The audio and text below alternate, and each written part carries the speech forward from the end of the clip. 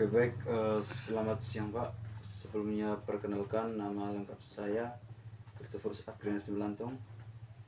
Saya dari program studi pendidikan musik semester 5. Nah, di sini saya akan menjelaskan keluaran akhir kami, yaitu tugas. Nah, di sini tentunya saya mengambil pakai tipe project Pak. Karena di sini menurut saya tipe project ini sangatlah cocok untuk saya. Nah, pada sistem ini, pada tugas ini sebenarnya judul yang saya ambil yaitu musik berbasis komunitas. Nah, di sini mengapa saya mengambil judul musik berbasis komunitas? Nah, di sini saya mengambil dari refleksi diri saya, yang dimana saya menemukan karakter saya dalam bidang musik, yaitu dalam suatu kumpulan orang-orang yang pada akhirnya menciptakan suatu kumpulan untuk mengembangkan musik. Nah, berbicara tentang musik berbasis komunitas ini, tentunya dulu saya waktu SD, pengalaman saya dalam bidang musik itu didorong oleh suatu perkumpulan, yang dimana perkumpulan kami itu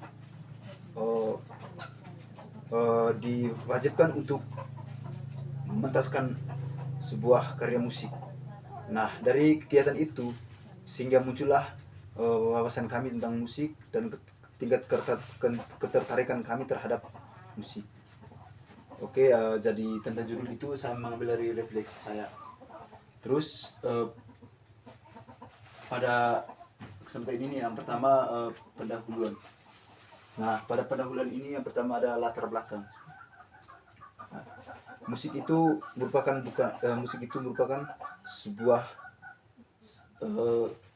bagian dari kehidupan masyarakat.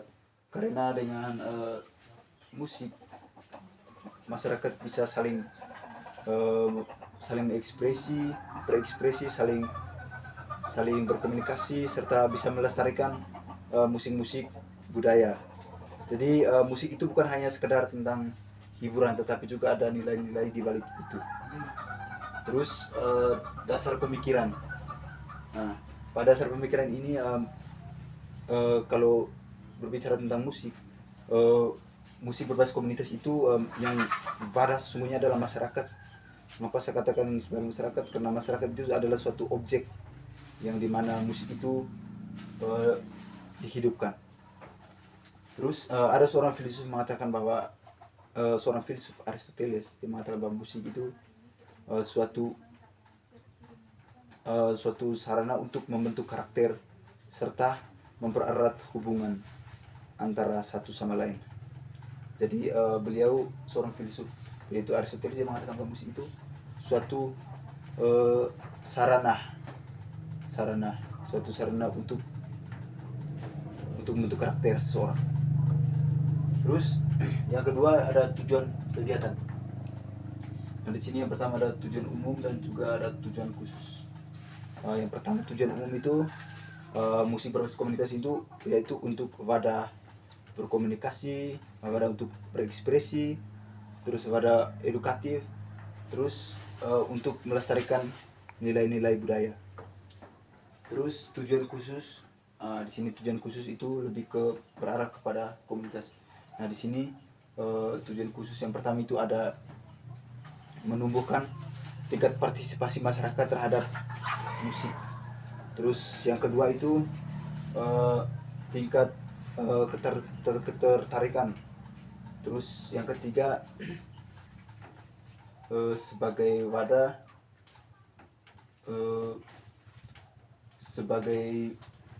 wadah untuk melestarikan musik-musik budaya. Terus untuk berkolaborasi antara musik satu dengan musik lainnya. Terus yang ketiga adalah sasaran kegiatan. Nah, pada berbicara tentang sasaran kegiatan ini lebih tertuju kepada progres masyarakat terhadap bidang musik. Nah, sasaran kegiatan ini tentunya dari keperbedaan masyarakat terhadap musik itu, ketertarikannya. Ketika dia jiwanya ingin ketika dia lebih memilih ke musik, nah artinya berarti sasarannya kegiatannya itu jelas, berarti lebih terarah secara sistematis gitu Pak. Jadi sasaran kegiatan itu lebih ke tingkat progres masyarakat terhadap musik. Lalu yang keempat itu bentuk dan jenis kegiatan. Nah, jenis-jenis kegiatan di sini yang pertama tuh pentas seni, yang kedua tuh bisa dilakukan pelatihan dan juga workshop musik, terus eh, perpaduan antara musik modern dan musik tradisional yang diadakan di lingkungan masyarakat. Terus yang kelima itu adalah konsep musik berbasis komunitas. Nah, di sini ada beberapa konsep. Yang pertama tuh konsep partisipatif. Nah, di sini konsep partisipatif itu tingkat aktif masyarakat terhadap musik, tingkat jiwa semangat masyarakat terhadap dunia musik. Terus yang kedua itu ada konsep kolaboratif. Nah, di sini berbicara tentang kolaboratif, yang artinya musik menggabungkan antara musik satu dan musik yang lainnya. Nah, ketika masyarakat memiliki berbagai jenis alat musik atau memiliki ciri khas musik berbeda, nah dia bisa ada ruang untuk berkolaboratif. Terus yang berikut ada edukatif. Nah, konsep musik edukatif ini tentunya dari setiap masyarakat itu menciptakan alat musik atau melahirkan sesuatu yang baru di bidang musik. Terus ada konsep kultural.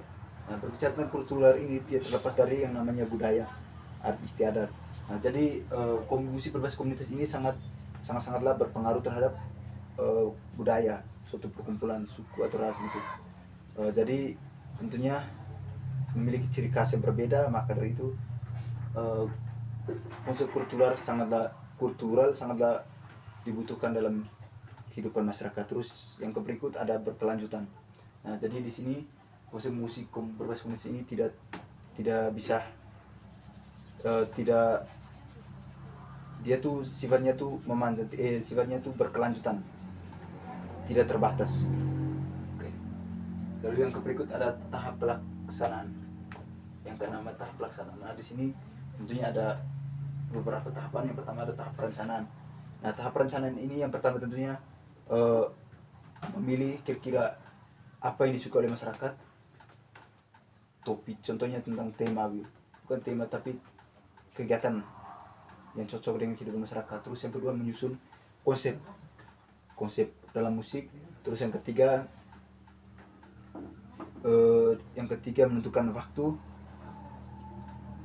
waktu serta kegiatan apa yang harus dibuat.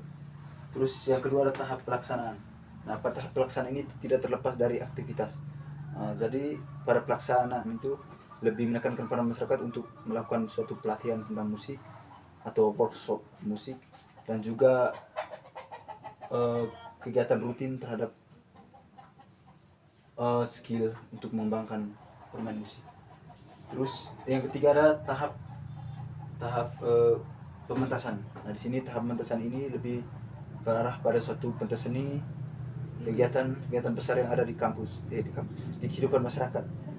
Nah, terus didokumentasikan itu sangatlah penting dari tahap pementasan, yaitu pentas seni dan juga dokumentasi sebagai bukti.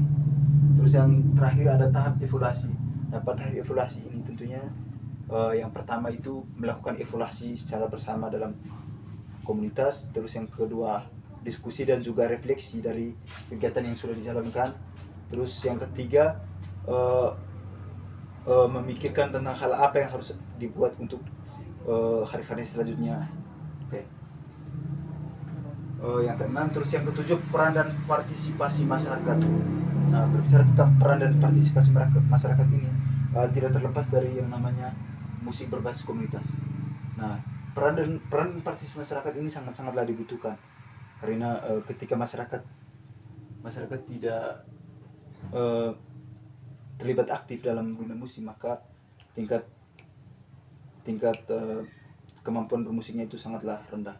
Maka masyarakat itu sangat berperan penting dan juga harus berpartisipasi dalam bidang musik. Terus yang berikut hasil yang diharapkan dari proyek ini. Tentu hasil yang diharapkan itu hasil yang diharapkan semoga masyarakat bisa mendalami musik secara baik, menjiwai serta mampu menampilkan yang terbaik. Terus yang terakhir ada penutup. Oke.